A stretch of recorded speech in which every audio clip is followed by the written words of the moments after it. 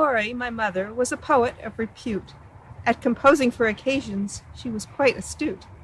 Birthdays, anniversaries, she was there speaking clearly, and always, I'm certain, she spoke quite sincerely. One might think I'd inherit this gift for making verse. Carl was another who by poem didst converse. The fact of the matter, I must confess to you, my friends, is that without a rhyming dictionary, I would quite be at loose ends. These reflections, I think, should not be a lament. Laurie envisioned this service a happy event. So let me share with you now some memories I treasure. Remembering my mother, these thoughts do give me pleasure. Please bear with me as into free verse I now descend, for only by the simpler means can these remembrances be penned. My love for the out-of-doors, instilled by many hikes in the Watchung Mountains and further afield, by canoe trips, both in the backyard, quite literally, and further astream, by bicycle trips, the earliest perched on the back of Mom's bike, my feet resting in wire baskets, and by skiing. I still remember my little red skis, Minnie Mouse adorning the tips, straps to hold on our rubber boots. My appreciation of fine food, in an age of TV dinners, which I admit we consumed on occasion. We ate yogurt before the rest of the country had heard of it. Mom cooked a mean pot roast, and I would become a red meat eater again if I just had the opportunity for another serving.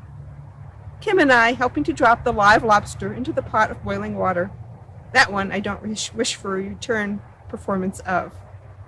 My enjoyment of dancing, which I started doing before I was born. Yes, it's very true.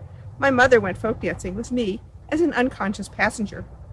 Well, if you asked my dad, he'd probably tell you I was a willing participant.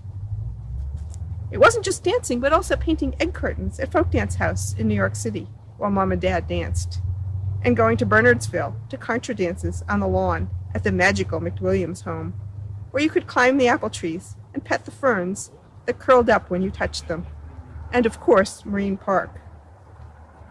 The value of extended family, our trips to Mom's parents in Brooklyn, where we made hamburgers, which were really bran muffins, don't even ask, and to Dad's parents in Flushing, where we celebrated Passover with Moody's wonderful matzo ball soup and got milk from the cow, which was really a machine in the foyer of the apartment building.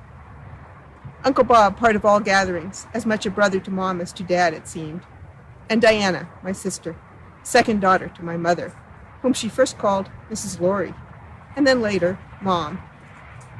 Trips near and far, singing songs in the car, to Pennsylvania Dutch country, to Mystic Seaport, to Kamak Music Camp in Canada, to the Great West, traveling by truck camper, including a stop in the town that, 8 years later, I would settle in for life. To Europe for more cycling and hiking and sightseeing and visits with dear friends and family. Spielers, Spanos, Cousin Shenny, Mom in the role of travel agent and guide, the role I would take on for my own family.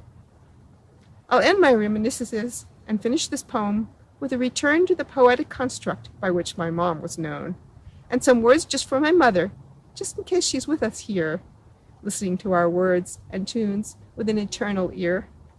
You'll be missed, Mom, but something that you wanted more, you remembered so warmly for all you lived for, dancing and playing, music or a game, traveling and teaching, these all brought you acclaim.